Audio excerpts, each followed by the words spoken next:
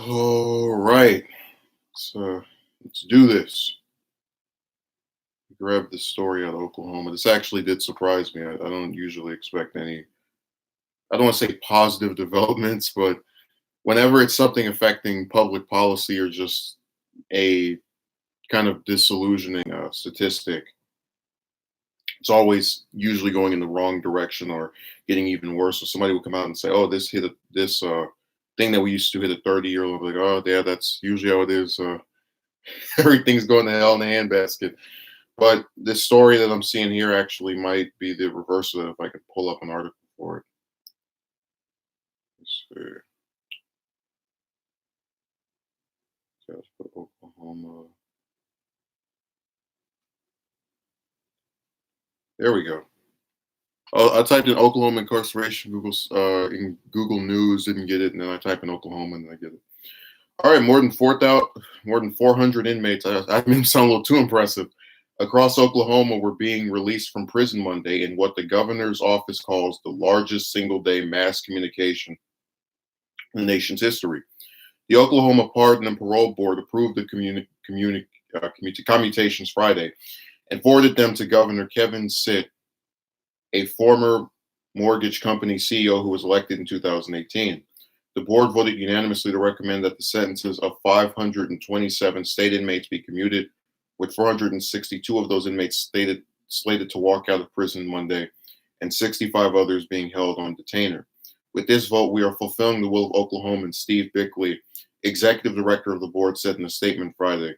However, from day one, the goal of this project has been more than just the release of low-level nonviolent offenders, but the successful reentry of these individuals back into society.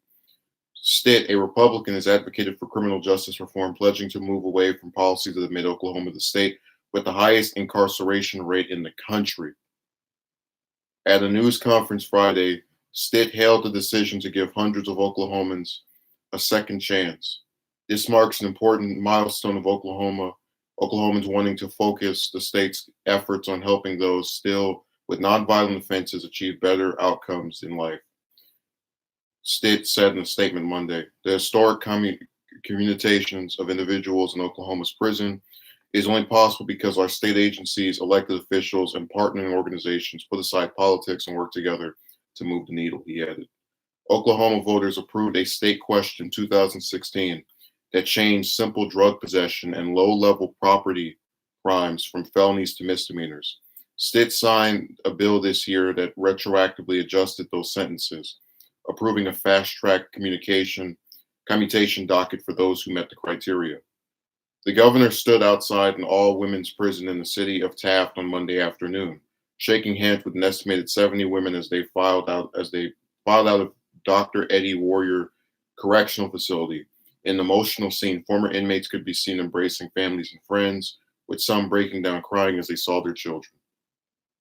The state is also making sure that the released inmates receive a state-issued driver's license or state-issued identification card, items that are key as those inmates begin to reenter society, apply for jobs, and seek housing. These are real lives, real people with real families and with real friends, and they get to go home. Republican State Representative John Eccles said at the news conference Friday. So I learned one new thing, which is that, and I did see this just before getting this article, that Oklahoma has the highest number of incarcerated people.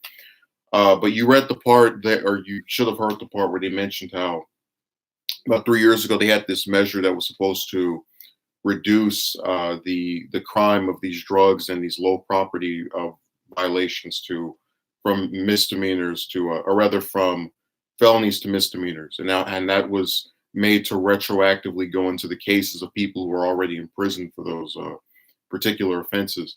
That's why I was saying that a lot of times, the tough on crime thing doesn't work. And when he mentions people putting aside their party to get this done, you've had Democrats and Republicans who have both participated in that, which is why I usually condemn the war on drugs whenever I can. And just there's a lot of ways for people to get trapped without them having to actually put their hands on someone.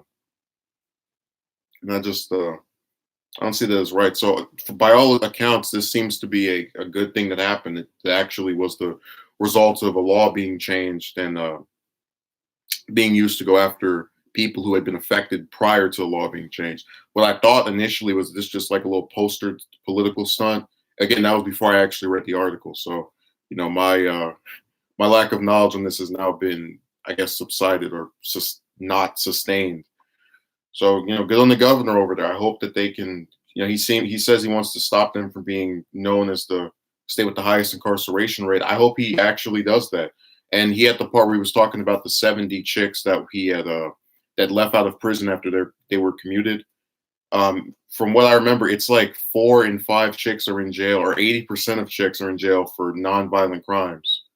So there's like, that's just a statistic I thought of as I was hearing this thing about not wanting to punish people that severely who have nonviolent crimes. And and I had said to criminalize all drugs. I said this in a previous in one of my uploads. I was saying, if you do that, you can move you can move it from being a crime to use these drugs to having it be treated as some kind of health issue because of addictions that form from them. But people don't listen. So I had somebody on that comment section trying to argue with me. I was like, you don't have to agree with it, but you don't need to write a paragraph. It's not necessary. And yes, this isn't some sweeping endorsement of using those drugs because I don't bother with any of them. But if a person decides to use it, or rather, if a person decides to have that involved, then we is Oklahoma a red state? Yeah, it is. Oklahoma is one of the reddest. No, I was thinking South Dakota. South Dakota is the one that has a 40-year record of Republican governors back to back. They have the longest record of a single party being in control of the governorship. But yeah, Oklahoma's still a red state. Two not governors, a Republican governor, Republican senators. I don't know what their numbers in the House look like, but they're very red. So this was actually a surprise development, is what I'm saying. Can't believe it. And it did kind of come out of nowhere because he's talking about a law that was passed 2 years before he took office that he appropriated to do what he did today.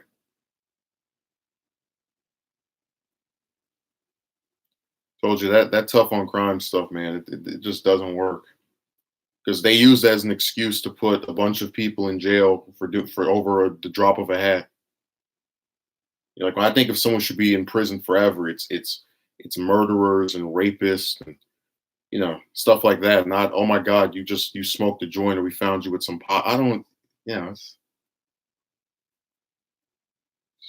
dumb to me. But again, that's how these states operate, where they get a lot. Someone gets in power and they call themselves wanting to be tough on crime, and that usually means they find a way to go after those that they would never come in contact with or be affected by. So that's how they operate. All right, let me go to this Iran thing before I forget it. Red states have the most wrongfully convicted. Oh, I don't dispute that. If you heard, I don't know if you just came, but earlier in this, I had read the part of the article where they said Oklahoma has the largest incarceration rate of any state. Dudes doing 30 or 40 years for crimes they never committed, especially. Well, that's why I'm opposed to death penalty because of the proven fact that it's killed people who didn't commit the crime. But when you say that, people go and say, "Oh, you love murderers. You want them to live forever." No, it's no. No. I mean, I'm not gonna. I don't. At the same token, I don't want the state to be authorized to kill anybody because that's what that is. That's you granting the state the right to kill someone. If they've been found or convicted or whatever. So I try to avoid that as well.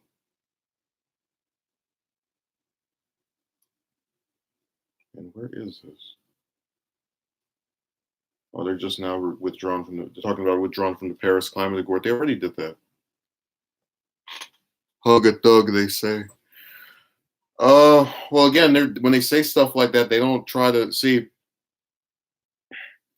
when he in the article they mentioned these are people who committed nonviolent crimes. and how this is the effect of a law. They're actually looking at the overall nature of these convictions and how it affects people who haven't done anything with any lasting repercussions on somebody, like a murder or a rape, or something of that nature. So, when you say hug a thug, which is what they say, I'm just using you as the example of how they would term it. That's them purposely saying, screw the individual cases. Let's just get pissed off and get upset with you for not agreeing with us on how this should be handled. Oh yeah, I know Texas is they have problems as well. I remember one of the first things I found out about I guess Bush, outside of him being president, was how he commuted the death sentence of a serial killer. But there were other people who committed lesser crimes that he was like, nope, sorry, I got to fry for that one. What was that guy's name? What was his name? I forgot his name, but he was the one that we used to that went around with Adam Walsh's killer. I'm trying to remember what his name was. All right, well, I'm not gonna sit up here and speculate all day. I'll look it up later. Uh, that has come back to really haunt him, in the eyes of people who are sick of these offenders being able to get away with whatever they want. Okay, the Trump administration announced new sanctions Monday on top aides to Iran's supreme leader Ayatollah Ali Khamenei, as well as a multi-million-dollar reward for information on the whereabouts of a former FBI agent missing for 12 years. The announcements were timed to mark the 40th anniversary of the start of the Iran hostage crisis, where 52 U.S. diplomats and citizens were held hostage in the U.S. Embassy in Tehran for 444 days. This anniversary is an excellent opportunity for the Iranian regime to renounce the current practice of hostage taking and immediately and unconditionally release all unjustly detained Americans on Iranian soil, in a sign that they are truly ready to rejoin the international community, a senior administration official said Monday. The designations today of the supreme leader's inner circle is an extremely important demonstration of our recognition that the Iranian regime is completely unchanged from 40 years ago. The official added, U.S.-Iran tensions have been running high since President Trump withdrew from the nuclear deal between Tehran and other world powers in 2018 and began levying even stricter sanctions. The tensions reached a fever pitch earlier this year as the United States blamed Iran for attacks on oil tankers in the Gulf region, as well as an attack on Saudi oil fields in September. In response, the United States has deployed thousands of troops to Saudi Arabia. Iran, meanwhile, has breached uranium stockpile and enrichment limits from the nuclear deal. On Monday, Iranian officials doubled the number of advanced centrifuges they are operating. The sanctions announced Monday by the Trump administration target Iran's armed forces general staff and 9 individuals who are appointed by or have worked on behalf of Khamenei. Today, the Treasury Department is targeting the unelected officials who surround Iran's supreme leader, Ayatollah Khamenei, and implement his destabilizing policies, Treasury Secretary Steve Mnuchin said in a statement. These individuals are linked to a wide variety of malign behaviors by the regime, including bombs of the U.S. Marine barracks in Beirut in 1993 and the Argentine Israelite Mutual Association in 1994, as well as torture, extrajudicial killings, and repression of civilians. This action further constricts the supreme leader's ability to execute his agenda of terror and oppression. Oh, were you laughing at the way I read that or what? You can but yeah, so they're going to put sanctions on. Like they just admitted, these are timed for an event from 40 years ago, where Khamenei actually wasn't even leader yet. That was Rahala, the guy before him. Because I remember he took over around 10 years after that, like right as Reagan was getting out of office, is when Rahala died, and that's when Khamenei took over. So they're going after a guy for something he literally didn't do, just because he runs the same country. And like I said, we pulled out the Iran deal for no reason other than Trump just trying to take a piss over any like peaceful thing that Obama did, which was very far few and in between, which makes it all the more creepy that he could even like find something like, yeah, I'm going after this. It's like they violate the deal now when before they weren't violating the deal and you were tempted to, you pulled out in spite of the fact that they were complying with it. But like I said, when you talk to a lot of the Republicans in Congress and you say, hey, the IAEA was able to go and look at these people's weapons and confirmed they're not operating outside of this deal. They argue with you. They try to say that you're inciting fake news.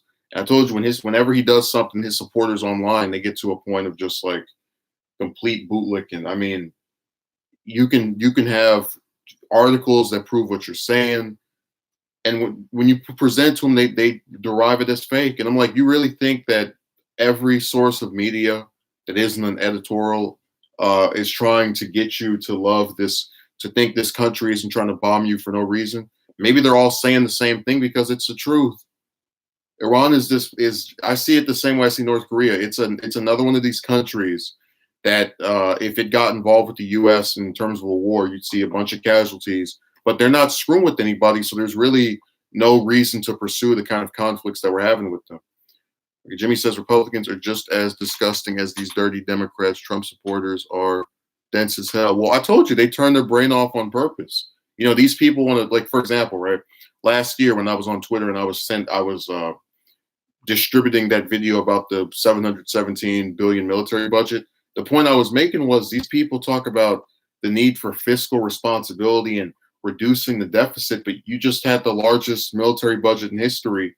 And, no one is asking, how do we pay for this? No one is saying, why can't some of this be allocated toward our domestic programs? And, they tried to contest it. I said, no. No matter what way you respond to this, you're going to have to ignore one part of what I'm saying. You're either going to have to ignore that this is the largest one in history, as at a time when you keep claiming the deficit is something that Democrats don't care about, or liberals or whatever. Or you're just going to have to admit, yeah, I don't care that as long as it's Trump, it's fine. But what they did was they said, oh, well, he's trying to rebuild the military because Obama. Man, look, I when I see the same 7 wars, I don't see a difference.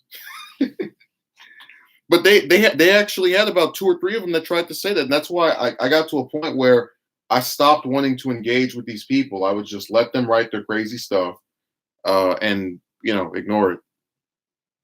The last time I spoke to one of his backers was when he, I don't know if you remember, Jimmy, when he announced he was going to pull out of Syria back in December. And then 2 months later, he announced they were keeping troops there as a residual force.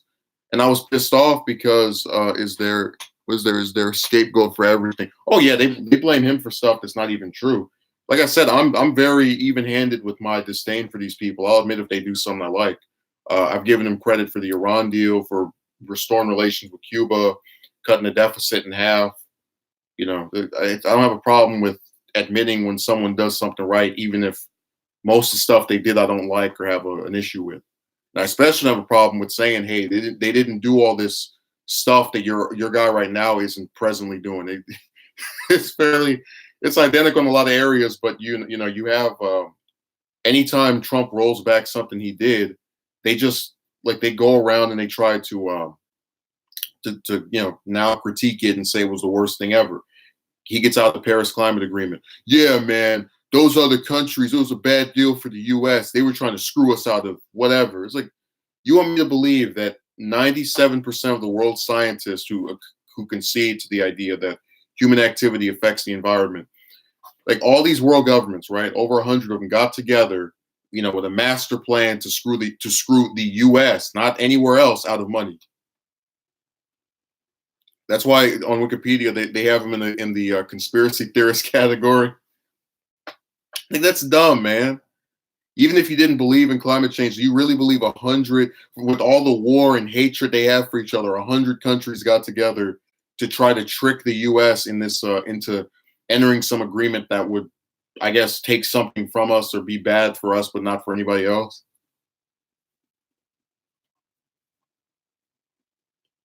But again, they found a way to spin that on its head. They found a way to spin the. I think he rolled back some of the Cuba stuff too. It wasn't. I don't think it was as much as with Iran, because pulling out of that agreement was just ridiculous, especially as all the other countries were still in it. And it shows And Secular Talk actually had a segment about this where no world leader is going to take it. Like they were talking about, Trump wants to restore America's credibility abroad. Well, who the hell's going to take us seriously if we just had a person put us in this agreement, what, 4 years ago, or 3 or 4, whatever number, 2015, and a few years later, as the country that is in the agreement with us, Iran is fulfilling its obligations. You just pull out because you feel like it. Like, who would take us seriously after that? Would you? I wouldn't. It means every time we have an agreement, the U.S. is going to just wall it up. Like, there's no continuity. It's all about America, world dominance. Yeah, that's why we bombed 7 countries that haven't done anything to us. Like, we found out we went in Iraq on fake evidence, still over there. Actually, we left and then we came back 3 years later. So 2011 we left and we came back 2014. And you have people who are dumb enough to think that war is over. Like, they actually don't think we're still there. And the U.S., I think it was last year, I'd have to go look for the video that I did. They announced we have an indefinite occupation, or we're just gonna always have troops no matter what. And nobody got pissed off. It was like me and 2 other people that I saw make videos about it, and that was it. So I said it feels like no one cares about any of this stuff when you really boil it down and look at the way that they react to it, where there's almost no fanfare. I mean, that military budget thing, as huge and as massive as it was, they should have had hours of discussions about that on TV. But instead, I saw a brief segment on it on Fox News the day that Trump signed it into law, and that was pretty much it. And his supporters, they went around defending him and spamming people's stuff, and it doesn't erase the ridiculousness of it. Where else are we screwing with? Yeah, Afghanistan. You know that that could be a whole series of. There's really an Afghanistan timeline. 18 years over there. You still got Graham saying, "Let's stay there longer." So we've been in Syria for at least 4 years. I think we got there. We went in there about 2012, like sometime during Obama's second term. And then Trump continued that. Libya, just everywhere, man.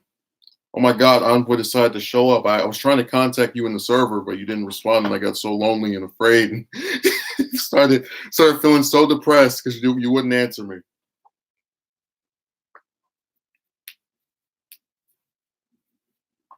Yeah, I was Envoy. I mentioned earlier in the stream about the Oklahoma stuff, where the governor over there has allowed 400 people to leave prison today after signing some law that adjusted their sentences to not be as well, to basically declassified or lowered the level of crime that their sentences were under.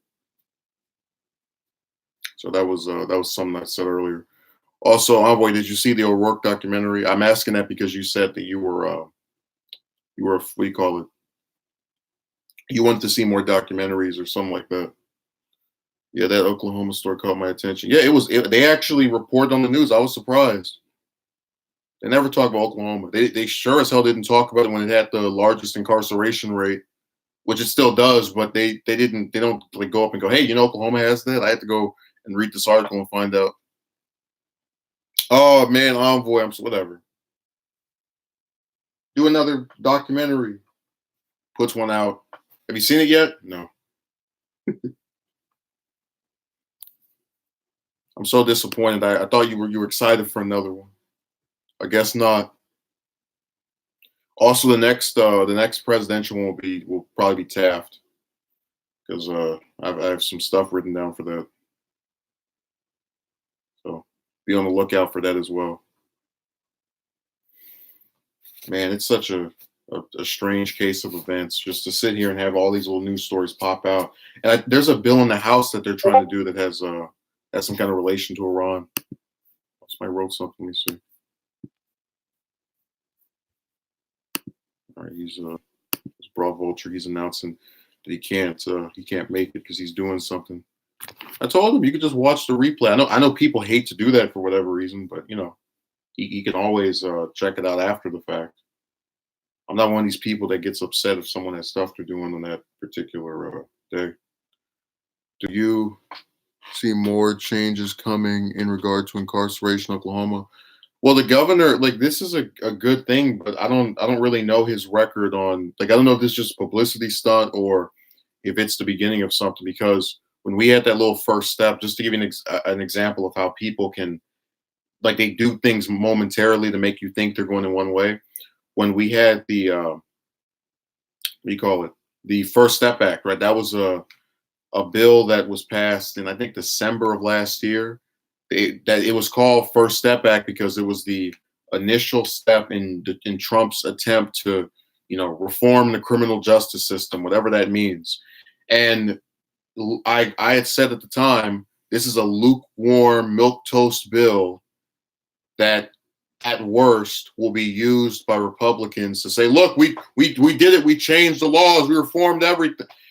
And guess what Trump did the next year? I changed the law. Like, no, you signed a beginner's bill that you were supposed to work on and develop further to, continuously amend the system. So that's what I think might end up happening here. That, everybody, we're all celebrating today, but then you come back to this governor in, let's say, a year, 6 months, you know, and we're still stuck with the incarceration rates that we see. I like how Jimmy just put dot dot dot dot dot. It's like, say it ain't so. No, that's the problem with these people, because they always try to. Oh man, Harris, she qualified for she's now the fifth person to qualify for the December presidential debate. Oh, if she's even still in the race by that point. U.S. Mets. Yeah, we are. I was talking about that a little bit earlier. Where we're going to put new sanctions on the on there, and we're not doing that because they've done something new since that oil thing. Where we're targeting them now because it's the 40th anniversary of the Iran hostage crisis. Homeboy says, "What's the deal with this Middle East fetish?" And they love that oil, and Iran is well. In Iran's case, we only go after them because we're so up the behind of Israel that anytime Israel views that the governments, mind you, the governments view each other as arch enemies, so we have to side with them no matter what. We have to make sure that they're taken care of, and we back them and all that jazz. God, if only people knew the full extent of Netanyahu's evil, it would be a different world. I mean, like, imagine if every day that man walked outside his little house or mansion, people just had picket signs and were saying, "We're gonna throw you out." And you saw he barely got. What was there was like a contested election in Israel about 2 months ago. So we might see the end of his reign, but I don't think we're gonna get someone any better according to who the other person was. Talked about for such a long time. I mean, he's been in power for such a long time. That's why I said him and Putin are kind of analogous of each other, because they're these. What's hilarious, Envoy? I'm kind of curious, but him and Putin are really analogous of each other because they're these two world figures that have been in their, like, leadership politics or the highest office, rotating back and forth with them and somebody else for over 20 years now, both of them. And the thing is, while the U.S. and all of its little dumb officials, particularly Democrats, will be really quick to condemn Putin and his influence on us, the second you bring up Netanyahu and any of these politicians here, not the people don't care one way or the other, because they're kind of, a lot of them, if they're into politics, they're into stuff that's happening domestic. But if you bring up Netanyahu and say, "Oh, we're doing this because of our influence from groups like AIPAC, anti-Semite, you hate Jews," all this trash, I love the side of Omar with Sanders yesterday. It's like, yeah, I hate Jews so much, I'm endorsing a Jew for president. Oh my God. That's why I said the people who are gonna have to, like, end this crap with the US loving Israel so much are gonna have to be Jewish people, because they're the only ones who can say anything and not get told that they're anti-Semitic. I'm so tired of hearing that word. Anytime you criticize this ridiculous government, oh my God, you're anti-Semitic. It's like, what is the government of Israel Jewish too? Oh man, and I wouldn't even tell me what he thought was hilarious. I just had to sit here and guess. It's too bad I can't read his mind. I'd be able to know what he was thinking. I wouldn't have to ask. He wants me to just sit there and speculate.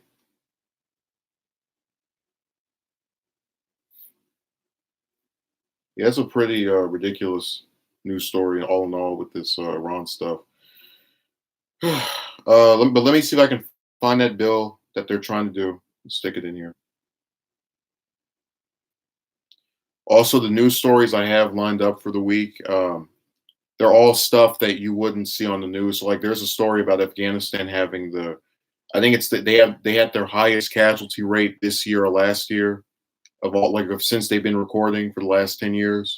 Stuff like that. You don't see that on the news. So those are the types of things I'm more interested in covering. I'll try to see. Maybe I'll do a Yang video. I don't know. His supporters, they show up, disappear, come back when they see his name in the title.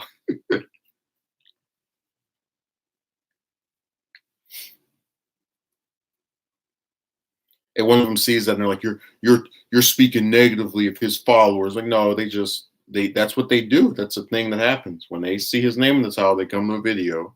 When they don't see his name in the title, they ignore it. We go, they can get as mad as they want. It's the truth. I mean, like, certain stuff, if you don't want it to be true, then don't do it. When that means when you sub to someone and they talk about something else, go watch that.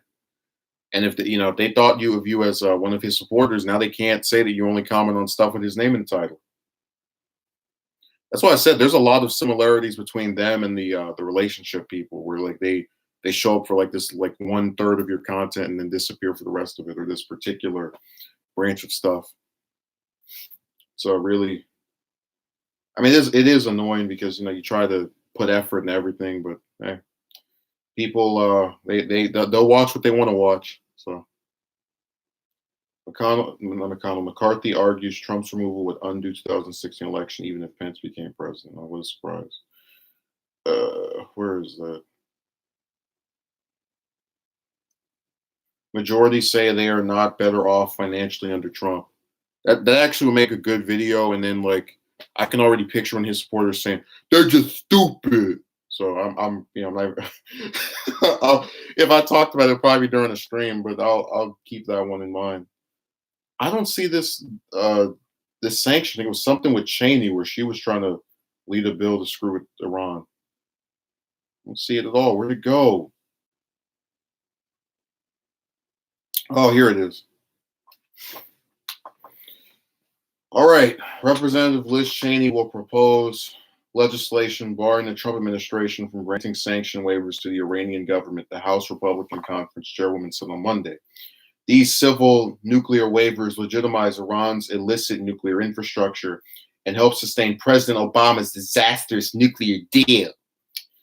Cheney told the Washington Free Beacon, Congress is determined to support President Trump's rightful exit from that deal and his successful maximum pressure campaign against Iran.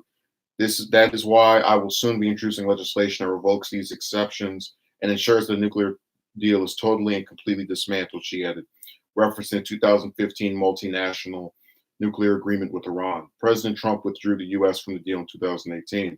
Iran hawks in the Senate, led by Senators Ted Cruz and Lindsey Graham, are developing. I thought it said Tom Cotton earlier, because he's one of them. These people that hate Iran so much for no reason are developing the upper chamber's version of legislation, according to the publication. This is disappointing and another lost opportunity to tear up the catastrophic Obama-Iran nuclear deal once and for all, Cruz and Graham said in a joint statement, the Free Beacon noted. President Trump could immediately order his administration to stop issuing civil nuclear waivers. So they're claiming that the waivers serve as a loophole through which Iran could build up its nuclear program, which, again, if we had just stayed in the damn agreement, we wouldn't be worried about, or at least those of us who actually read it would not be worried. And notice you haven't seen them try to do anything in the matter of peace since it happened. And that's why I said, when the U.S. targets a particular country that they want to just screw with and try to start a war with because they think they can win, they will do everything in their power to depict that country as the villain within their own media. They will sit there and try to any like stuff that they can screw with you over with, whether it's the sanctions or in the most extreme cases bomb you. They'll do it, and they don't really care to try and negotiate anything. That's why the North Korea thing, the more I hear about what we're trying to do with Iran, what we try to do with Venezuela, it seems more like a fluke that Trump even started wanting to at least verbally have peace with these people. Given the fact that all of his first year he was talking about Rocket Man is on the suicide mission, all that stuff. And I still can't get over how they had a meeting in February and it literally like nothing happened except them coming out and both blaming each other. That was really funny. It wasn't good, but it was amusing because like I said, that summit from last year, the one where they took the pictures, it was just that, a picture show. They signed some papers, didn't really mean anything, and it should have been a one and done thing of, hey, here's my proposal, give me your proposal. When we see each other, we'll swap them, and then we'll arrange them together. That's what these meetings should be. See, you don't need to meet with Kim or Khomeini 5 or 6 times to have peace. Just say, hey, I'm tired of going back and forth with someone that's as dangerous as your government is. Let's agree to an armistice or some official treaty that says we will not screw with each other, for as long as we're both existing and having, some level of power, or just, as long as we both exist, because you don't want this to be replicated. Again, the thing is, you don't want your treaty to find itself being thrown in the trash 10 years later when a member of the opposite party says, no, that particular president was stupid.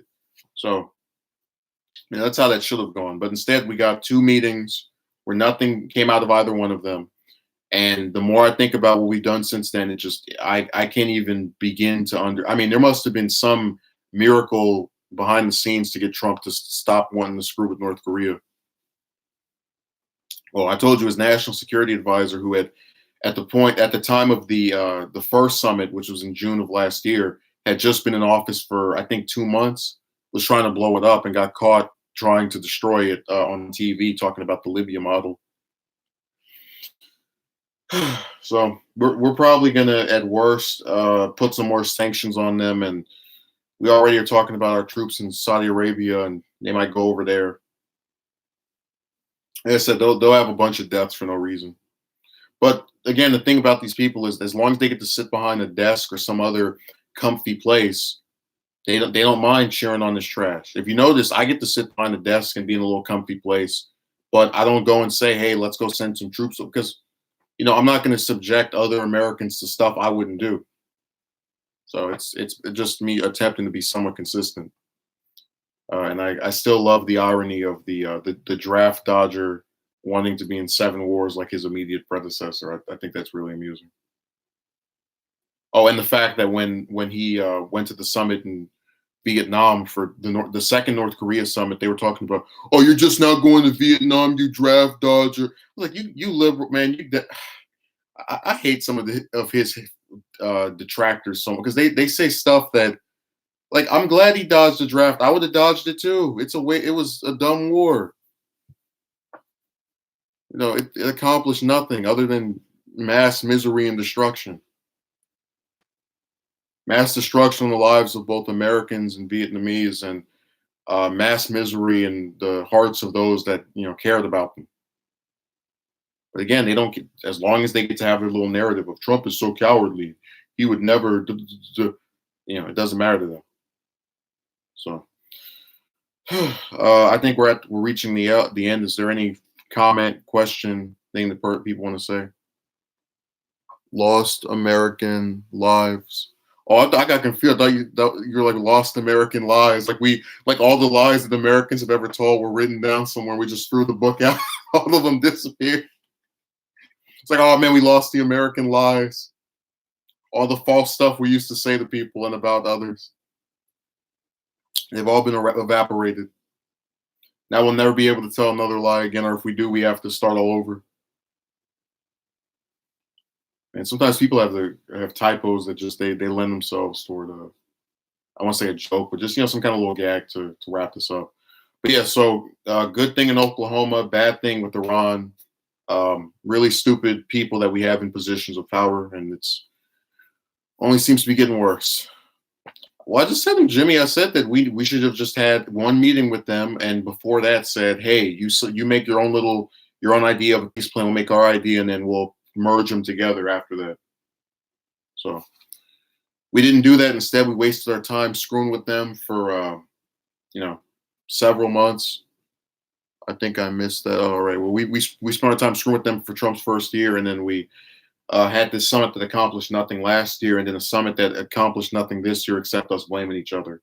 So all in all, I just think the best thing we could have done is have a peace treaty, which theoretically could still happen because we haven't been screwing with them really at all since that second summit. But I'm keeping my eyes open because the problem is if Trump leaves office after next year, we don't, and whoever the Democrat is that's not maybe Sanders or Gabbert or possibly theoretically Warren, like they could just go back to the Kim Jong Un is a dictator and he needs to be stopped. It's like, yeah, thank you for being anti-war, centrist Democrat who wants to keep oil money and all the wars going for no reason. So that's the only problem I'd have with that. Or the only problem that I see in terms of us not having peace with them, somebody replacing him and then wanting to be all aggressive for no reason to show they're tough. But yeah, see you later, and have a good rest of your day.